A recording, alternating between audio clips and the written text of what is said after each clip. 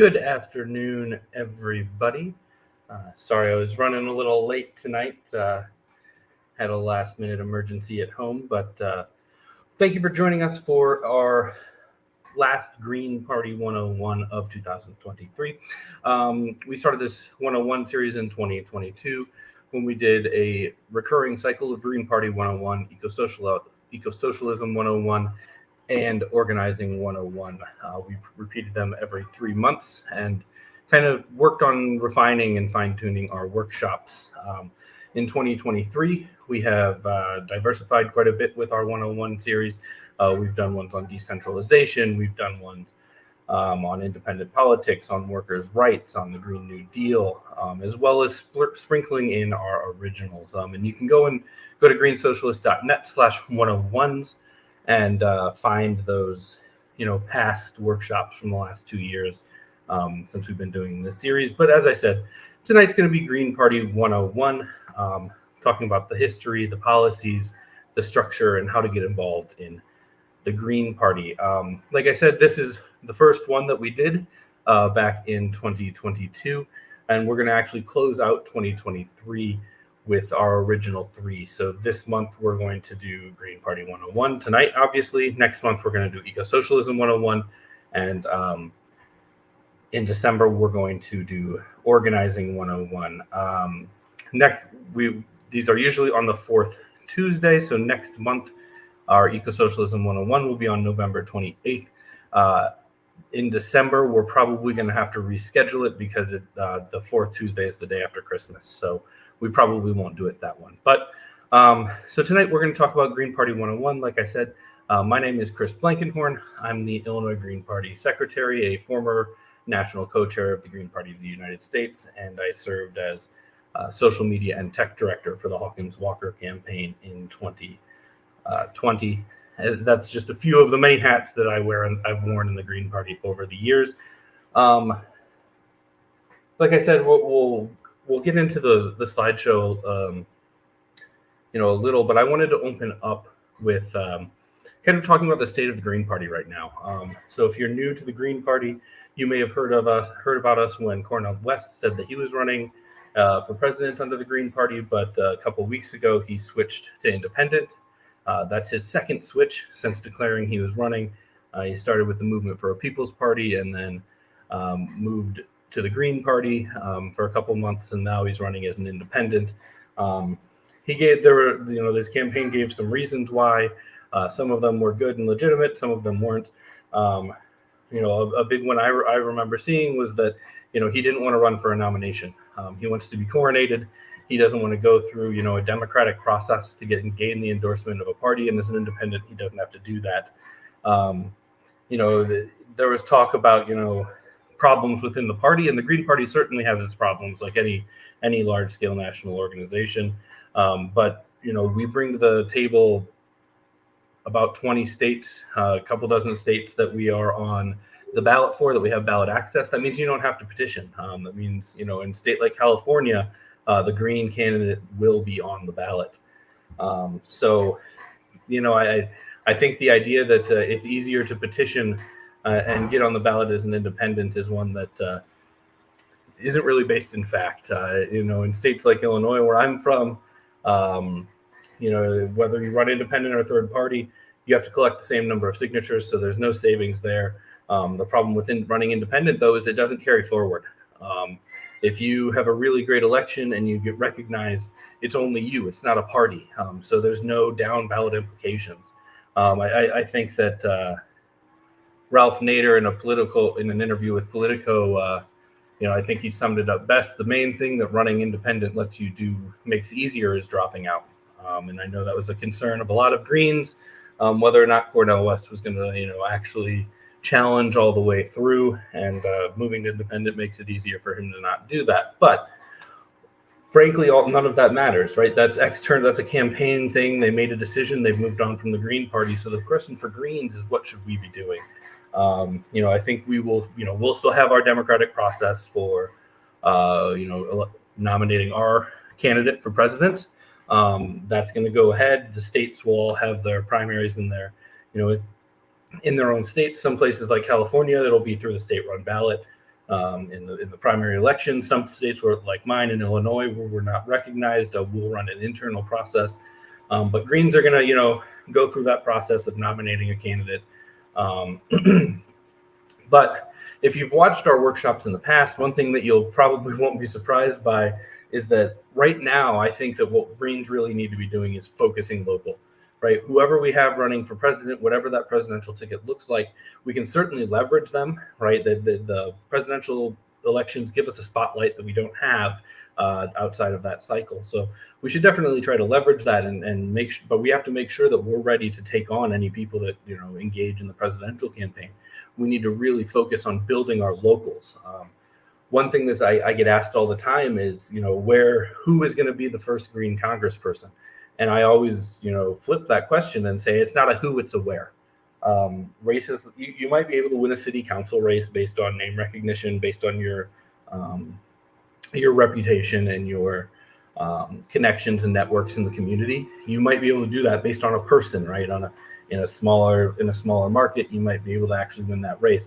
But when it comes to a race like congressional, it's not a question of what candidate is going to win. It's a question of what local is organized enough to put together a serious congressional campaign that can compete, right? When we're talking about congressional campaigns, we're talking about larger scale campaigns that you really just can't rely on, one person and their name recognition. It takes a party, it takes an organization, it takes a serious campaign with staff and volunteers that are coordinated to actually do that. So that's where I think we need to be looking as the Green Party, as we, find ourselves presently in a little bit of, kind of uncertainty and turmoil. There was a big surge, when Cornel West announced that he was running Green Party. When he backed off it, and went independent, it really left us, kind of up in the air, and we're not sure what's going on right now. And I'd say, regardless of what's happening with the presidential election, regardless of what's happening with any specific candidate on the federal level, we really need to focus in on building our locals. We need to focus on mutual aid. We need to focus on education. We need to focus on showing up in the struggles of our community, whatever they may be, right?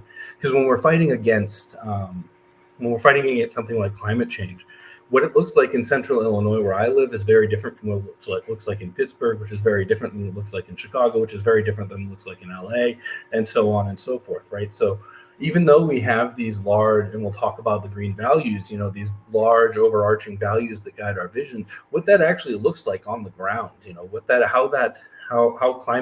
the climate struggle, or how struggles against police brutality, or how workers' rights work out is very location specific. So we really need to, if we want to grow the Green Party into a real alternative, if we want to grow the Green Party into some, a party that can elect people to Congress and then beyond, we really have to start organizing local, right? Because the Republicans and Democrats run their elections by throwing money at things, right? This presidential election season is going to see billions of dollars, dumped into kind of hands-off campaigning, right? Social media ads and flyers on your door. But if we want to challenge that, we cannot match their money. So we really, really, really need to focus on organizing. We need to really focus on building relationships. We need to really focus on developing organizers in our communities. So that's, a few minutes on, where we are in the, as a party, where we are at the moment following, Cornel West's announcement that he's going to be running independent. So yeah, with that, I guess we will get started with our Green Party 101. Like I said, you can go to greensocialist.net/101s and learn, see past episodes of this workshop, see the different, we'll talk about things like independent politics and decentralization today. When we do so, you will see, you can go and look and find, hour-long workshops just on those topics at that website. So, but without any further ado, let's get started. Green Party 101, an introduction to green politics and the global green movement. Just a touch before I dive in. So this slideshow is being worked on right now to be provided to our local Green parties as a workshop in a box. I hope to have that out in the next month or so, but this is the nice polished, version that we're working on. It's based on our previous workshops, culled over the last year and a half of, what worked, what didn't. And so we hope to have that available coming soon so that you can then take this, workshop just like this, edit it to how you need to, and put on this kind of, what is the Green Party type workshop in your community as an onboarding, event that you could do on a, once or twice a year, quarterly, whatever works for you. So what are we going to talk about tonight? This presentation is divided into 4 main parts. What does it mean to be green, the green values and program? Where did Greens come from? Brief history of the Green Party. How do we intend to win? Green political organizing and strategy. And how do I get involved in the Green Party, which will touch on the structure of the Green Party and then how different ways that you can get involved. So what is the Green vision? What policies do Greens support? First off, it's important to understand that the Green Party is an eco-socialist, anti-capitalist, anti-imperialist political party and activist organization. We'll get into that and activist organization a little bit later and kind of understanding our history. But we are trying to break the mold of, what a political party is in this country. We're trying to push back against the memberless, capitalist parties of the Republicans and Democrats, where people are voters, but they're really not engaged in the party and guiding the party. They are, people who are courted for their vote, and that's pretty much where it ends. Even the heavily involved, active members of those parties really are just canvassing for candidates and things like that. So we're trying to break the mold. In some ways we're succeeding, in other ways we're failing, right? We're trying to forge a new path is a very precarious thing. So it's not going to be everything's not going to go according to plan, and there's going to be plenty of a learning curve. But we're a political party and an activist organization. And as a party, as an organization, we're guided by 2 broad sets of values that are intertwined with each other, the 4 pillars and the 10 key values. The 4 pillars are social justice, democracy, peace, and ecology. Those break down further into the 10 key values, which kind of provide a little more detail in terms of what we're talking about with those 4 broad range pillars. And the 10 key values are grassroots democracy, social justice and equal opportunity, ecological wisdom, peace and nonviolence, decentralization, community-based economics, feminism and gender equality, respect for diversity, personal and global responsibility, and a future focus and sustainability. And when you think about these, right, if I go back to the previous slide, when we talked about the Green Party as an eco-socialist, anti-capitalist, anti-imperialist political party and organization, and when you look at the 10 key values, one thing that becomes clear, the party has had a long debate about socialism. In 2016, the National Party explicitly adopted an anti-capitalist stance in its platform, and so that was when it kind of became explicit. But when you look at these 10 key values, one thing you'll notice is that capitalism can't abide by any of them, right? Capitalism is not democratic. By definition, it's a hierarchical system of power. Social justice and equal opportunity are not, outcomes of capitalism. Capitalism, drives division and oppression. Similarly, capitalism is the driving force behind climate change, right? So it's definitely not ecologically wise. And we can go through each one of these, and what we'll find, is that the Green Party, whether explicitly calling itself socialist or not, has been socialist the entire time, right? We have espoused socialist values since our founding, at this point, getting close to 40 years ago. So those are our, the broad strokes of what do Greens believe in. But that then leaves the question, okay, but what do you actually believe in, right? So how do green values translate into policy?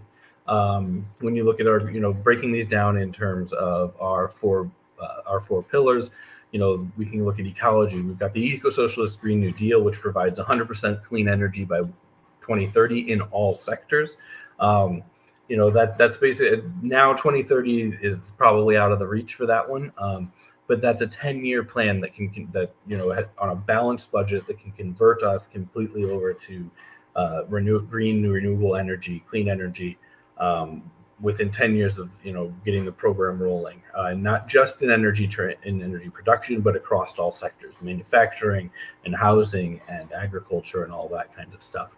Also under ecology, banning fracking, divesting from fossil fuels, green manufacturing, zero waste recycling, regenerative agriculture, reinstating the civilian conservation corps, green public transportation.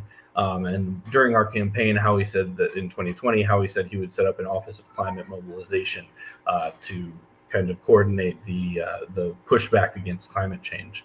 Under social justice, we've got ending the war on drugs and putting in place anti-discrimination laws, defending reproductive rights, passing the Equality Act, the Equal Rights Amendment, an economic bill of rights like MLK talked about, reparations for African Americans, reparations and honoring treaty rights for Native Americans, closing the detention camps and opening the borders in terms of immigration policy. Looking at democracy, we've got ranked choice voting, abolishing the Electoral College, which in and of itself is an anti-democratic institution. Proportional representation, which is the real game changer. Ranked choice voting when we're still having first past the post races, where the winner takes all, and the person who gets 52% beats the person, gets representation, and the 48% who voted for someone else gets nothing. Gets nothing. How we really radically change the power structure in our government is by establishing proportionally representative bodies, so that more voices are added to the mix. Fair ballot access, right? As an Illinoisan, I often say that ranked choice voting doesn't mean anything if you can still only rank Republicans and Democrats, and that's what's true in my state.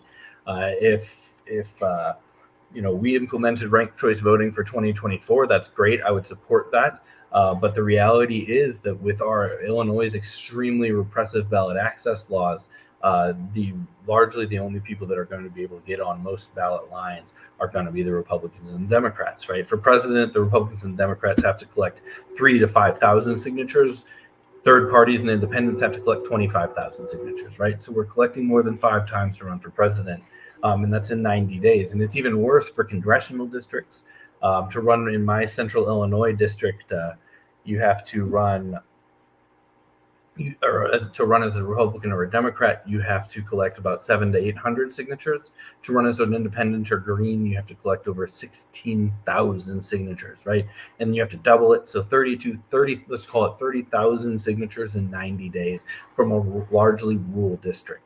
That's going to be really, really hard to accomplish, right? So if we don't have ballot access, equitable ballot access standards is one of the key points in our democracy demands. We're basically just giving a veneer of legitimacy to a still wholly illegitimate system, right? If third parties have petition requirements that are beyond a reasonable expectation, we can't get on the ballot to be ranked. So we need to keep that in mind when we're talking about ranked choice voting. Similarly with proportional representation, right? Getting rid of first past the post is the real game changer. Getting proportional representation in our legislative bodies is the real game changer. Voting rights for felons, continuing with the democracy section, audible paper ballots, full public campaign finance, ending corporate personhood, and DC statehood. When it comes to Puerto Rico and the other territories, the Green Party's position is that those populations should decide what they want to be. If that means statehood, then statehood. If that means independence from the United States, then that means independence. But we, as a party that believes in grassroots democracy, we believe the decision on that should be left to them. In the case of DC, independence isn't really a practical option, and the citizens of DC have consistently asked for statehood. On the peace end of the four pillars, starting off with the 75% military budget cut, closing our overseas bases, a just transition for soldiers to make sure that as we close, we're transitioning the troops who are being discharged as we demilitarize into the new green economy, making sure that they have jobs that are providing stability for their families and that are promoting the shift away from fossil fuels and into a new green eco-socialist economy. We need new nuclear treaties. Right now, we're pulling away from the treaties. We're stepping up our nuclear modernization under Obama and under Trump, that was pushed pretty hard, modernizing our nuclear arsenal. We need a no first use policy for nukes. We need disarmament, massive disarmament, and that includes ourselves taking the lead and being a world leader on that, but also in negotiating new treaties that lead to the goal of a non-nuclear world. We need to lift sanctions that we have all around the world.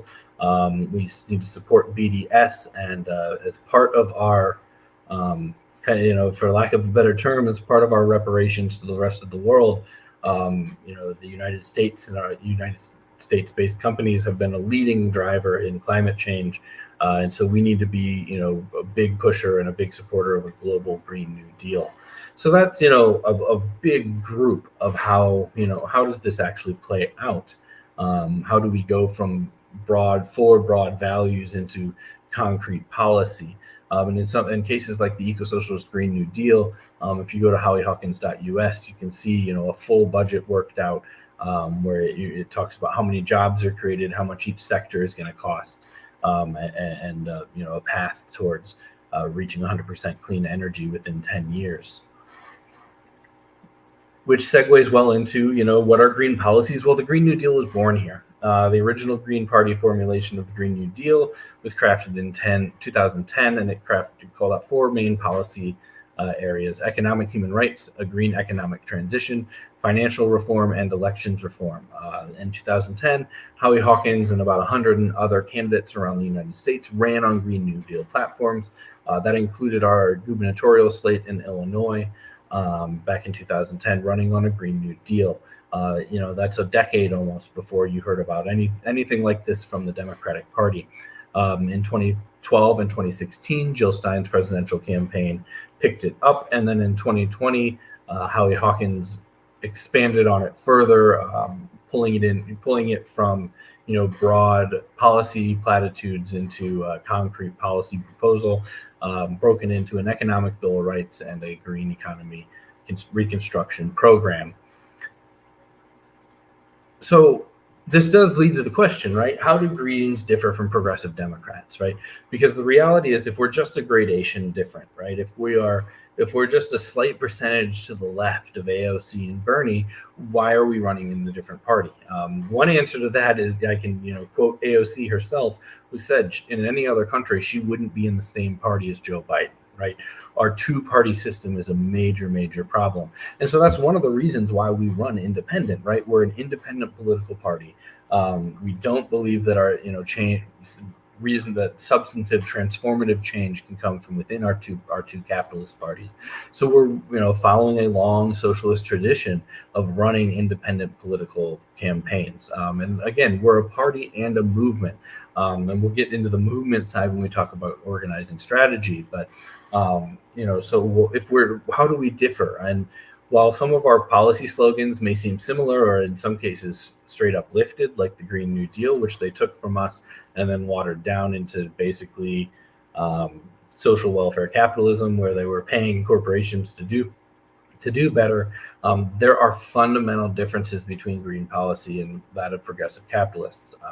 Starting off, system change versus reforming capitalism.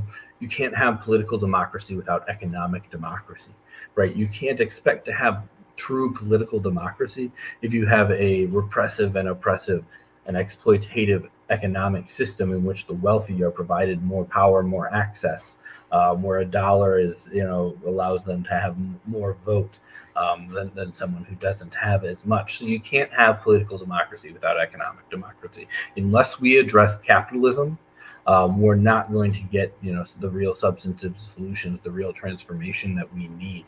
And the Green Party recognizes that capitalism is by nature exploitative and oppressive, and we advocate for an eco-socialist alternative that centers public ownership and planning and community control.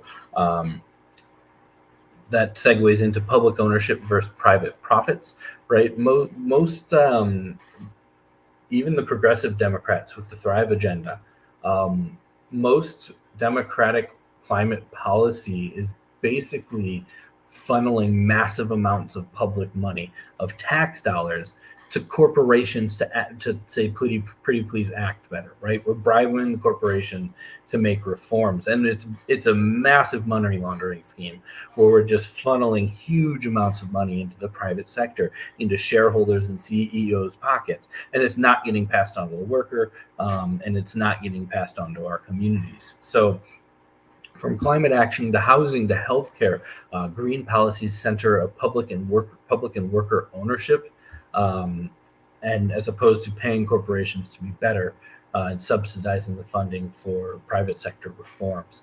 And then we also call, the other big one is a multi-party democracy versus a two-party oligarchy. Party suppression is voter suppression. When you suppress third parties, independent voices off of the ballot, you're excluding a large portion of the of the potential voter pool. And the hope in doing so, when the Democrats and Republicans do this, the hope is that they can coerce you into voting for them because they're better than the other, which other direction they're talking to you from, right? And so the hope is that by suppressing the Green Party, by suppressing the Libertarian Party, by keeping independent voices off of the ballot, that you'll have to vote for one of them. But the reality is, the largest voting bloc most elections is non-voters, right? And the reason for that isn't apathy. They would, when you listen to mainstream political analysis, they'd like to have you think that people just don't care. But the reality is, people don't care because people have seen that the game is rigged. People understand that, when they voted time and time again, when they surged Obama into office, he immediately backtracked on all of his progressive policies, right? Protecting Roe versus Wade was all of a sudden no longer a priority, despite being a campaign promise. The public option was never on the table when the ACA was being drafted, despite it being a campaign promise, right? And so people they're not apathetic. They're alienated. They don't have anyone that speaks to their values. They don't have anyone that's putting forth real solutions. The 2020 campaign was an almost issueless campaign, where Trump just bloviated and Biden said, "I'm not that guy." Right. And so party suppression is voter suppression. By suppressing alternative voices, they're silencing people and they're limiting the options that we have to ones that are acceptable to the capitalist status quo. And true democracy requires a diverse set of political voices to represent our diverse communities.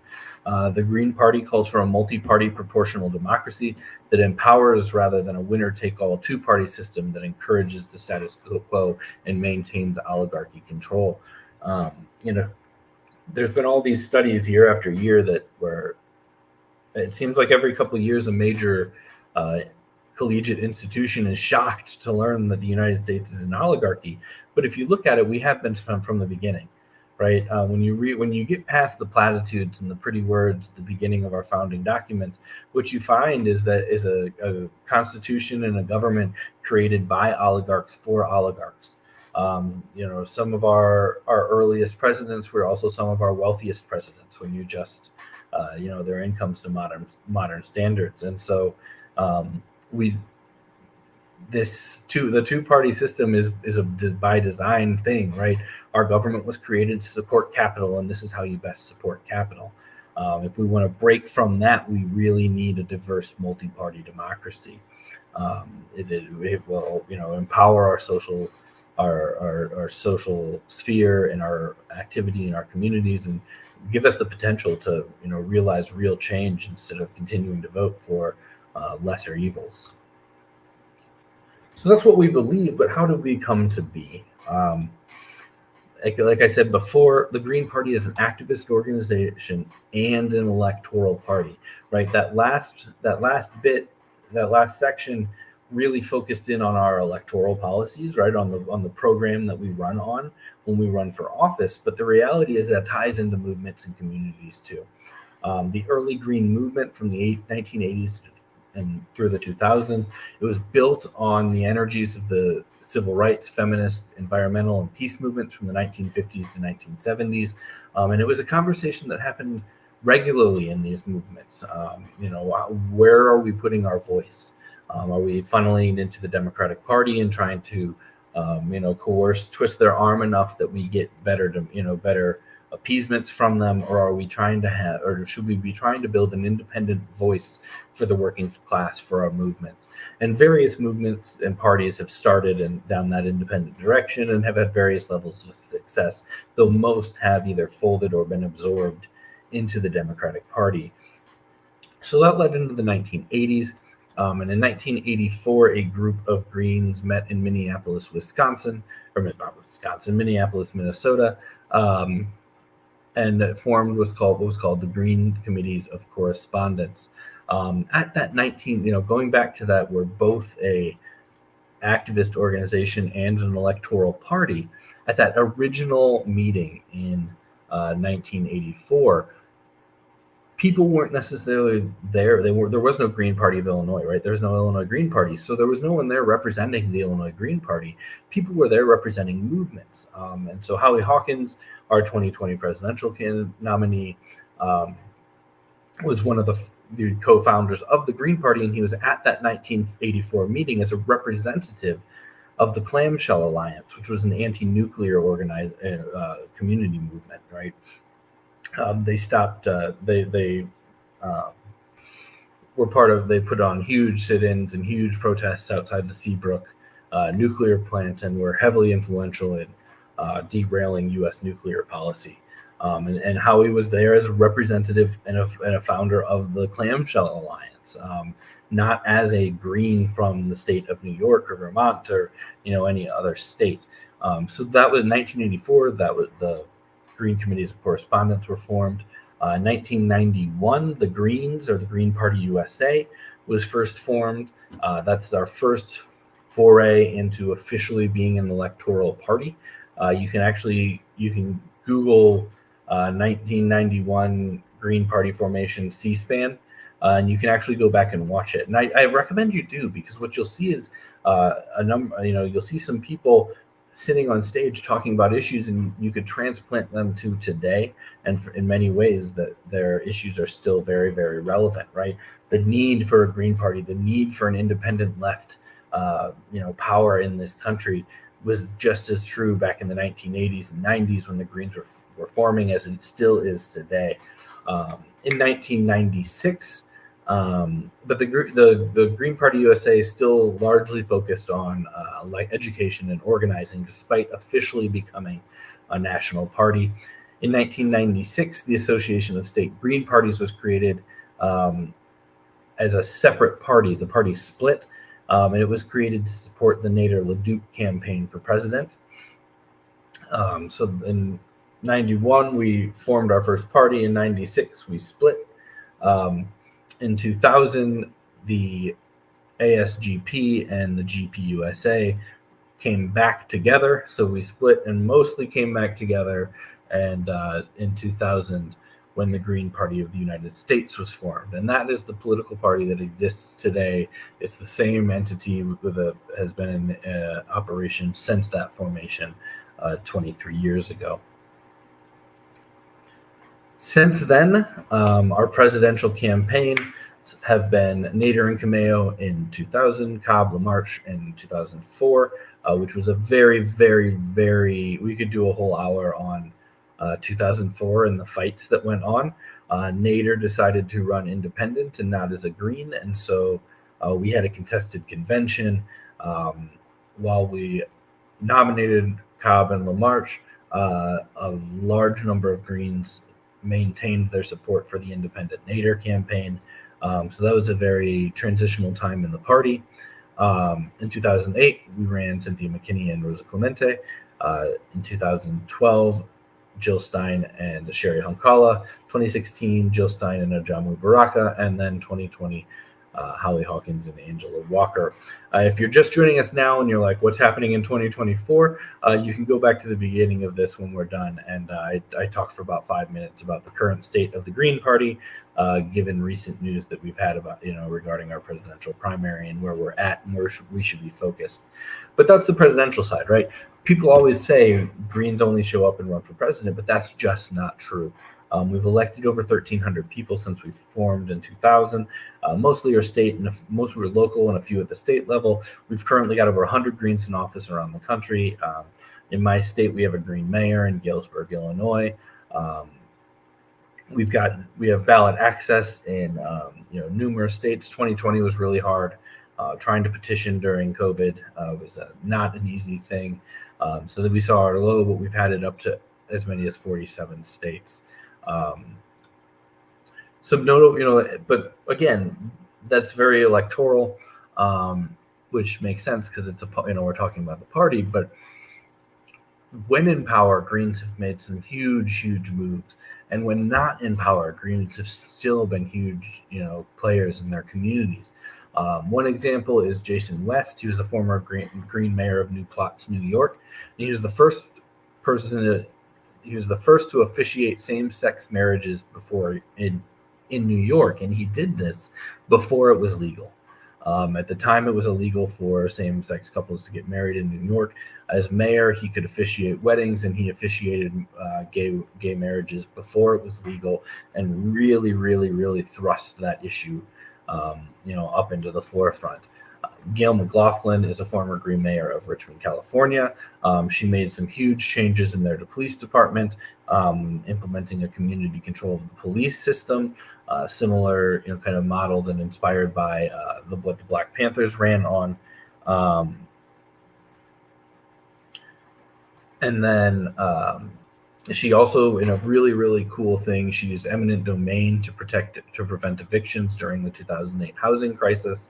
And so in Richmond, when people were being evicted by their banks during the housing crisis, the government would actually use eminent domain to take over the home and prevent the eviction and keep the people in their home.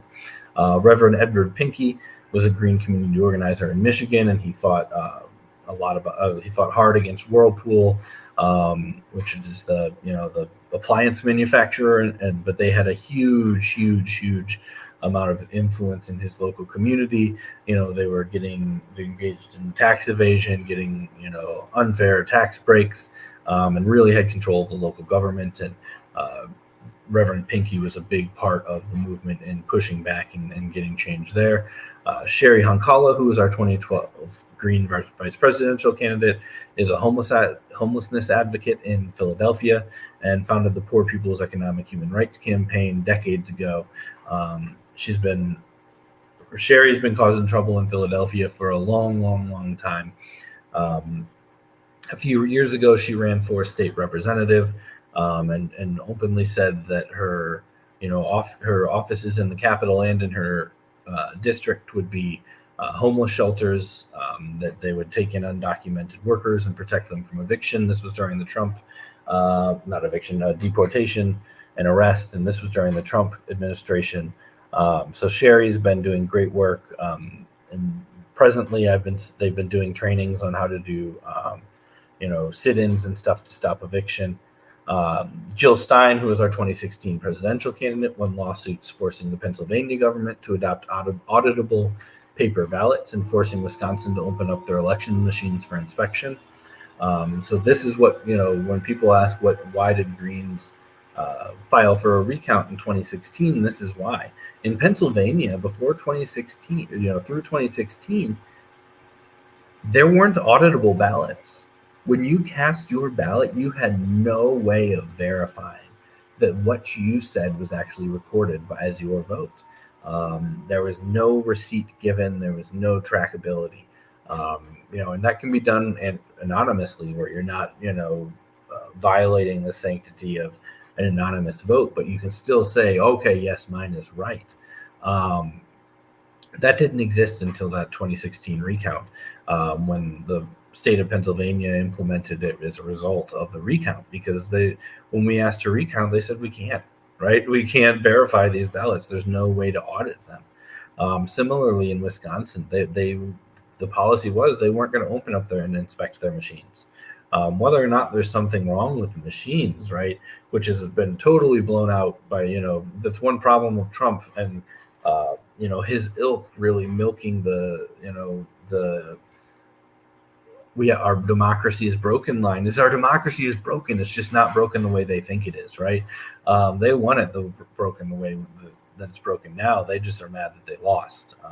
But the reality is we don't have a democracy in this country.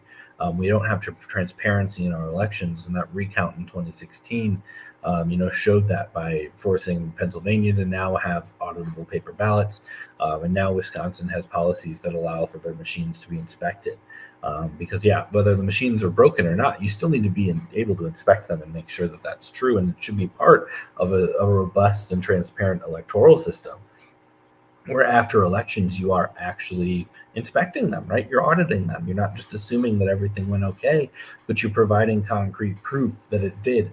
And we probably would be in a whole lot better, situation in this country in terms of our rhetoric around democracy, if we did something like that, rather than kind of leaving it all up to bad actors to spin things on social media. So we're an activist party. We're an activist and electoral party, right? We've talked about our policies. We've talked about how we came to be. So what do we think? How do we think we should organize? How do we think that we should bring these visions into reality? And so a couple of thoughts on the independence of the importance of an independent party. This is from Karl Marx. Even when there is no prospect whatsoever of their being elected, the workers must put up their own candidates in order to preserve their independence, to count their forces, and to bring before the public their revolutionary attitude and party standpoint. In this connection, they must not allow themselves to be seduced by such arguments of the Democrats as, for example, that by doing so they are splitting the Democratic Party and making it possible for the reactionaries to win. The ultimate intention of all such phrases is to dupe the proletariat, right? So going all the way back to Marx, right? We're an eco-socialist party. We're from a bottom left orientation generally, but there's a good amount of influence from Marx. And thinking about going all the way back to Marx believed that workers should run independent of the capitalist parties, that we should put up our own parties even if we're losing, right? That we should put up our own candidates even if we get our ass kicked. And we should do it because this allows us to count our numbers, right? To give a tangible way that people can show up and support us. But more importantly, it allows us to bring our ideas forward, to make a case for things, right? You can look at the governor race in New York in 2018 when Cuomo had to move, right? Cuomo thought he was going to run away, and the Greens all of a sudden are surging. All of a sudden, the Democrats put a $15 minimum wage on the table, which was a green policy and a major green talking point. All of a sudden, the Democrats put a fracking ban on the table, right? These weren't on the table before the gubernatorial election happened, and the Democrats realized we're losing people, right? They realized that the Greens were gaining because we were putting forward popular ideas. And so that's a big part of it, is that we really need to we need to run independent so we can put our ideas out there, so we can test our strategies, so we can test our policies, our rhetoric, our slogans, and we can fine tune our work. Another short one from Eugene Debs: I'd rather vote for something I want and not get it than vote for something I don't want and get it. That quote is extremely applicable to our modern political system, right? Even though it's over a century old. I often talk about our voting system in modern America as a negative voting culture. Most people are voting against things. They don't like Joe Biden, they don't like Donald Trump, but they don't like the things that they're being riled up about on the other side even more. We've long stopped voting for the things we want. We've stopped having positive aspirational voting. We've stopped campaigning that way. And campaigns have devolved into negative message and hype-based operations, rather than organizing opportunities to change hearts and minds and to get people moving in the same direction. And then a final one: the Green Party is no longer the alternative; it is the imperative. We're driving off the cliff. We're under, we're well under a decade on the climate clock. We don't have time to wait for the Democrats to realize that they're complicit and to shift course. It is imperative that we forge a new path, and forging a new path tends to require an independent actor or an independent body, not waiting around, sitting on our hands and waiting for those that got us in this mess to solve the problem for us. So independent politics is a key part of the Green strategy, right? Greens firmly believe that we have to put up independent candidates, right? We cannot be sucked into lesser evil voting of the capitalist parties. But the debate has been going on the entire time the party has existed of how to best do this. We have our different perspectives, but largely we agree on a mix of a few key tactics. We need to organize in our communities around local issues, supporting local unions and local movements. Right, like I said earlier, what it looks like to fight it, struggle against climate change is different depending on where you live. So, if you're in my town and you want to be involved in this fight, you're going to be keyed in on Hunter Lake. You're going to be keyed in on the victory that we just had across the entire Midwest when the Navigator CO2 pipeline just got shut down. Right, that was something that was being struggled against in my local community, and had been successfully pushed back against to the point that the company canceled the whole pipeline. Right, and it wasn't just us; it was that they'd been having problems everywhere. So what it looks like, right? If you're in Chicago, you're going to be talking more about, or Pittsburgh, you might be talking more about coal ash and coke pits, right, out of the steel and coal industries. But where you live, you really need. That's where you need to tie in, right? Going and spouting off platform points about a national agenda is not a way to get people to move to your cause. They might agree with you, but what are you doing here? What are you doing locally? So we really need to make sure as Greens that we're organizing actively in our local community, that we're engaged in our local struggles, that we're showing up and letting it be known the Green Party is with you. So then when we run, right, when somebody runs for city council or county board a year down the line, the people who were involved in that struggle with know you. They get, hey, I'll vote for that person. They came in and they were standing next to us when we were fighting. So that then now they have the relationship, and they have the trust to actually support us and to become involved and to help grow the green movement.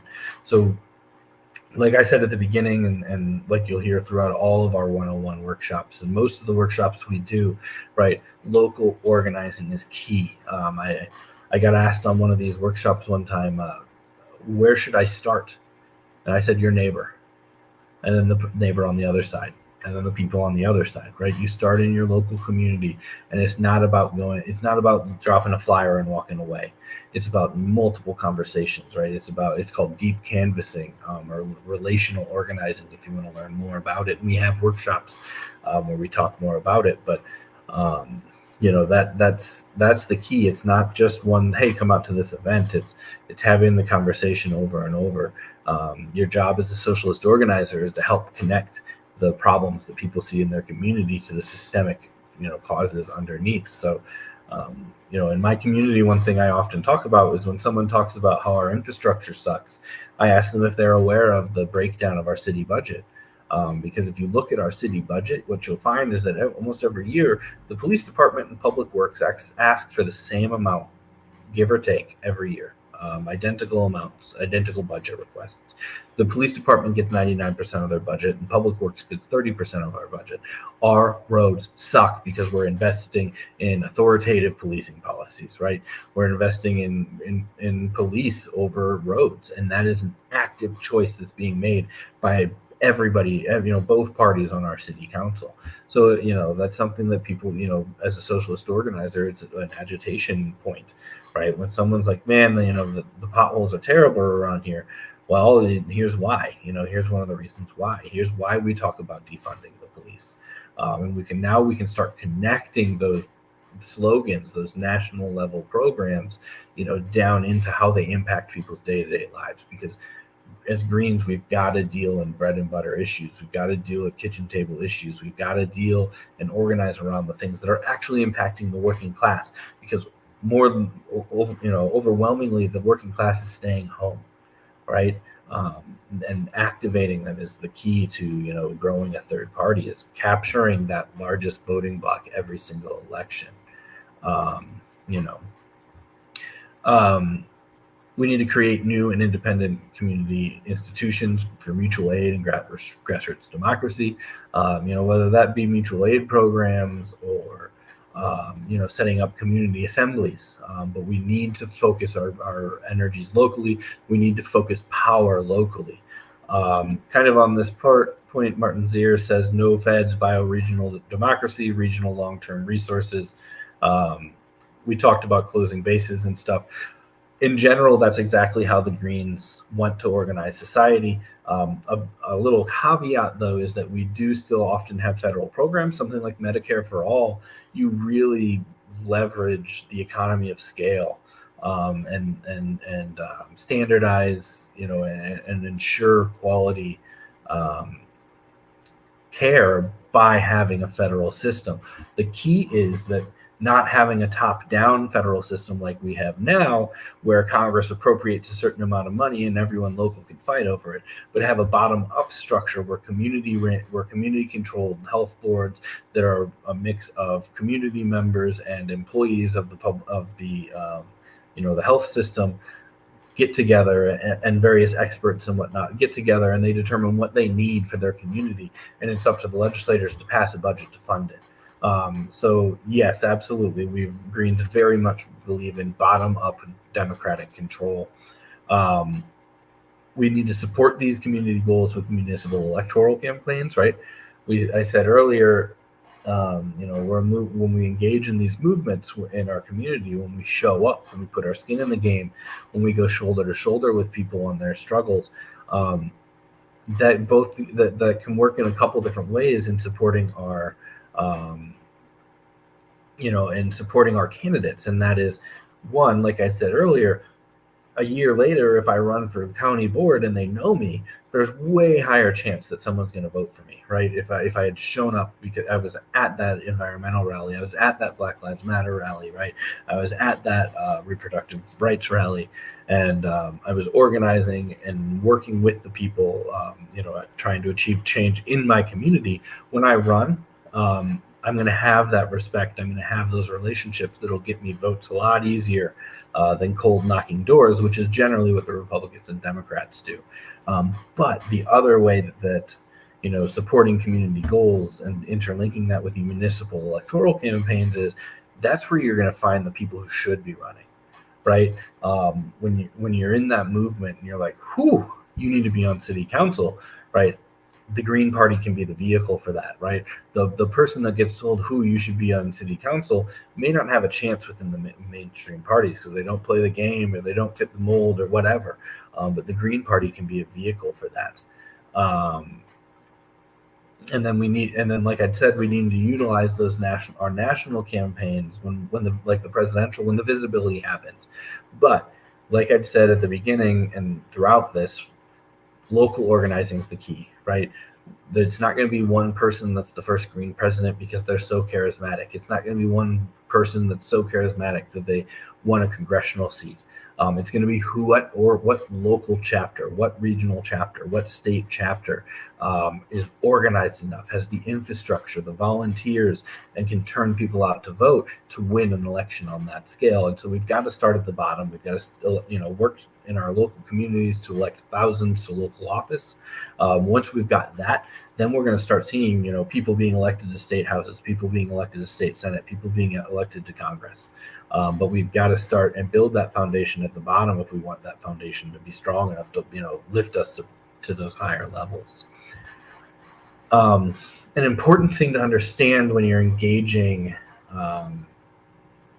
with the Green Party is that states have unique organizing conditions. And it's important to understand that this is by design. Right, we have 50 different electoral systems in this country. Every state has a different electoral system.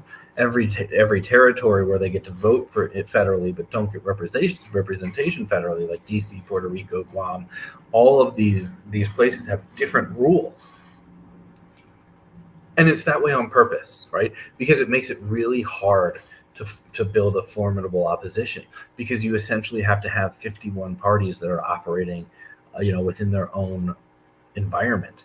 It makes it and that, again, This is intentional. This is a way of keeping the status quo. This is a way of keeping the big money capitalist parties in power. Some of the unique organizing conditions are ballot access. Ballot access is the process by which candidate or party gets on the ballot. Like I said, it varies from state to state and race to race. One of the easiest in the country is Vermont. And in Vermont, in an odd year like 2023, you have to hold 10 caucus meetings in different towns throughout Vermont. Those caucuses need to elect local leadership, and then you have a minor party and you have ballot access through the next election. 10 meetings, that's all you got to do. In a state like Illinois, like I said earlier, where I am, it takes us 25,000 signatures to get a presidential candidate on the ballot, double that to get to survive challenges. And to run for Congress, it takes about 15,000 from within one rural district where I live in 90 days, compared to 700 or 800, right? So some states we have a really hard time getting on the ballot. In New York, during COVID, the Democrats passed a law that made it 3 times harder for third parties and independents. And they did that after Greens had their most successful year ever in 2018, or their successful gubernatorial run ever in 2018. So amongst the chaos of COVID, they snuck in a bill that requires them to collect, I believe it's 45,000 signatures in 42 days, the hardest in the country. There's states like Arizona, where it takes 40,000 signatures to get on the ballot for a statewide race. And often these statewide races are how we get on the ballot. And so when I say in Illinois, Republicans and Democrats collect 700 to 800 and I collect 15,000, I can get to 700 to 800 by getting on the ballot and getting over 5%. So they keep me off the ballot in the first place. Another different organizing condition is green registration. Just with recognition and ballot access, whether or not someone can register green in their state depends on laws and requirements of each state. And so I've often in the past I've been asked to prove that I was green, and my state doesn't have partisan registration. In fact, I believe there's over 20 states that don't allow you to register with a political party, which means that we don't know who the Greens in Illinois are. We know who we know, right? But in California, they have over 100,000 registered Greens, because all you have to do is check a box that says Green Party when you register. And so that gives them a massive number of potential voters that they can then lobby and access and leverage. And in states like Illinois, we don't have that. Everybody is at the same, basically.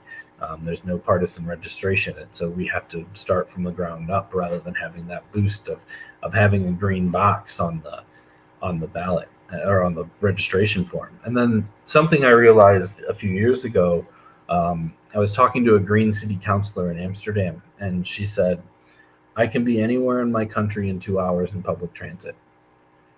And it made me realize I can't be out of my state in 2 hours in public transit. And public transit on its own is not going to get me very far, especially living in a downstate rural area. There is an Amtrak that comes through, so I could jump on public transit, but if there wasn't, I'd be stuck here. And so we are organizing at a continental level, right? In addition to the complexity of building a national movement or party with a wide range of conditions and rules like we just talked about, we have to engage in organizing on a continental scale. And that presents its own challenges, as different regions and different populations will have potentially divergent priorities, and even common issues will manifest themselves in different ways, right? What it means, the impact of demilitarization hits San Diego way different than it hits small town Iowa, right? The impact of full stop on oil and gas hits Texas or the Bakken oil fields much harder than it hits hits us in central Illinois, where we don't have much of an oil industry, right? So in addition to having all these different, the rules changing depending on where you're at, the conditions change. And I cannot emphasize enough how much more difficult continental level organizing makes things when you're trying to form a national organization. I feel like every time I talk about it, I realize even more ways why it makes things nearly impossible. But with that said, some organizing affirmations, right, for people who watch this and want to get involved and start their own local Green Party. No one needs permission to begin organizing in their communities. Yes, you can do it, right? Like I said, start by talking to your neighbor. Start by thinking, who of the people I know in my community care about the issues I care about, and then start a conversation. You don't have to start with, will you join the Green Party? Will you pay dues to be a member of the Green Party? Will you run for office as a Green? Start slow. Start with conversations. Start with building relationships, feeling things out, and figuring out what your best next step is going to be. Because your best next step is going to be way different if you're in Seattle, than if you're in Florida. So you really gotta, no one has to give you permission, right? You can do this, and we believe in you, that's how it happens. That's how we build a bottom-up grassroots party. Good organizing, like I've said, is built first and foremost on trust and real relationships. Working class people rightfully don't trust politicians. Actions, not words, are what matter. Don't let yourself get overwhelmed. Start with one or two things, right? The world is a flaming dumpster fire, and so much of it is urgent.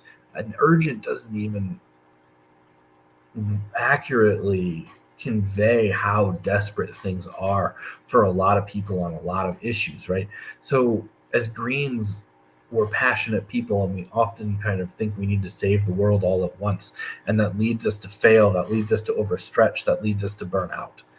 So start with one or two things at once. Don't let yourself get overwhelmed. Slow roll into it. Figure out what's right for you, what's right for your group, what's right for your community in terms of next steps. Don't think you've got to start, at running someone for Congress. Make sure you do the prep work and planning. If you're always shooting from the hip, it's hard to be effective. Decide on measures and metrics to determine if the action was successful. This is a major party Greens run into. They kind of feel like we got to do it. Somebody's got to run. Somebody's got to organize a protest, right? We just got to do it. Somebody's got to do it. Somebody's got to do it. But when you're doing that, you're not organizing effectively. When it's always somebody's got to do it, somebody's got to do it. You're not slowing down. You're not planning. You're not strategizing. You're not, formulating how this action feeds into the next action, and how all of these actions feed in to building an independent alternative power, right? So it's really hard, but I really encourage all Greens, especially right now when we're in kind of a national level turmoil, take a step back, analyze your work, analyze what you're doing in your community, analyze the issues in your community, see who your networks are, power map, do all these kind of things that you can do in your local organizing. But take a beat, take a breath, try to step away from the somebody's got to do it mentality, and really think about your next steps so that you can move forward effectively. We can't always shoot from the hip, or we're just never going to be successful. There's no one method to organize. Learn and adapt ideas from others. Do what makes sense for you, your community, and your goals, right? If you see a great idea from someone, see if you can do it, right? But you may need to tweak it a little. I remember a few years ago, there was a DSA chapter that replaced people's headlights. And I saw all these people try to replicate it around the country. But the reality was, and we had this conversation in my local community, and we ended up not doing it because what we realized was we didn't necessarily have someone with the skill set. We could each change our own headlights. We could each YouTube and figure out how to change a headlight. But we didn't have, a mechanic in the crew that could quickly and efficiently change lots of different headlight setups. And so we need, you need to adapt it. You need to take that inspiration and see what your skill set is and how you can pay out, how you can, kind of leverage that into your organizing. And then there are very few resources on independent political organizing. Most organizing resources are oriented towards not-for-profits or advocacy groups, or in mainstream capitalist Democratic Party politics. So don't be afraid to try new things. Don't be afraid to ask for help. Don't be afraid to fail. Right? We learn, as long as we learn from a failure, it's not a failure, it's a stepping stone. So to close off, how is the Green Party organized, and how do I get involved? The Green Party structure is guided by our values, right? You've heard a lot about grassroots organizing. You've heard a lot about bottom up in the last hour. So the Green Party values of grassroots participatory democracy and decentralization influence our structure. This is for better or worse. We have a whole hour-long episode if you go to greensocialist.net/101s where we talk about decentralization as a theory, decentralization in practice in the Green Party, and kind of dive deep into that one topic. But that said, we have a decentralized national structure. That we do this in order to empower local and state parties to act autonomously, as long as they're in line with green values. This allows our local organizers to tailor their focus and strategies and messaging to local conditions and issues. Our national party is a federation of state parties and caucuses. So if you hear someone say, "I'm a member of the Green Party of the United States," no, they're not. They might be a donor, they might be a supporter, they might be a volunteer, but they're not a member. The only members of the Green Party of the national state are our state parties, and caucuses were a confederation system. So each state elects delegates to serve on our national committee, and then they guide the politics of the national party, and then the national committee elects our steering committee, which is our day-to-day operations leadership. The national identity caucuses are in the Green Party. Caucus has a different meaning than it does other places. For us, it's a very narrow meaning of historically oppressed groups can form identity caucuses, and they are recognized as equal to state parties, and they tend to center around key values like feminism, gender identity, and diversity. State and caucuses elect delegates to serve on the national committee, and the national committee elects the steering committee. And you can kind of see this here in this flow chart where we've got state delegates from state parties and delegates from our identity caucuses are democratically elected. They serve in the national committee. We have standing committees like ballot access committee, fundraising committee, merchandise committee, and members from state parties are appointed to those. Similarly, with international delegates representing us on the international level with the Global Greens. And then I had mentioned our identity caucuses.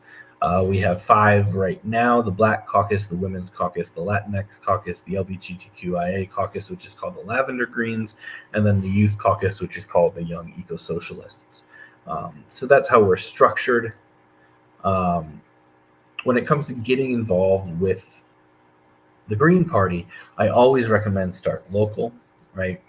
If you don't have a local chapter, check out your state party, reach out to your state party. You can sign up with the national party and it'll get forwarded through to your state, but try to connect with that state party. They're who can appoint you to, the merchandise committee if you're really into making t-shirts, or the ballot access committee if you want to help with ballot access. That your state party is who appoints you. But start at the most local level. If you're a member of any of the identity groups that we have caucuses for, definitely join those. And they can get you involved in the national level politics as well.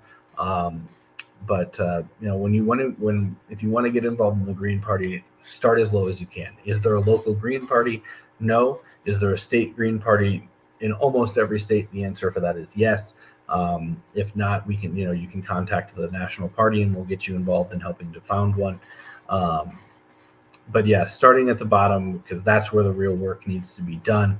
And then, as your involvement and your interests and all of that, become more clear, you can get appointed to the different national level things. That said, you can also come work with us at the Green Socialist Organizing Project. We were founded out of the 2020 campaign. And we have a few main goals: political education, which this is part of, party building, elections and campaigns, and issues campaigns. And so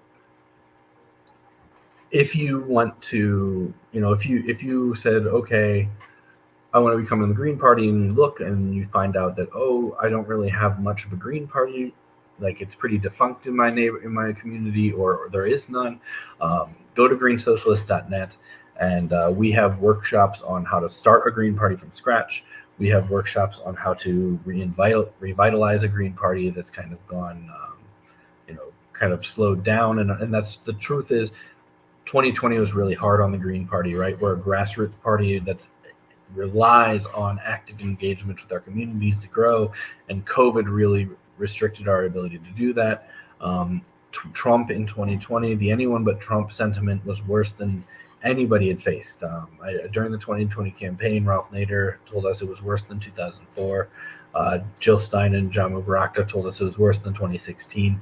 The blackout on the media that we saw was immense. And so there, yeah, it's you coming out of it. We were really focused on how do we recover from this, right? In the 2020 campaign, we really saw the Green Party stagnated.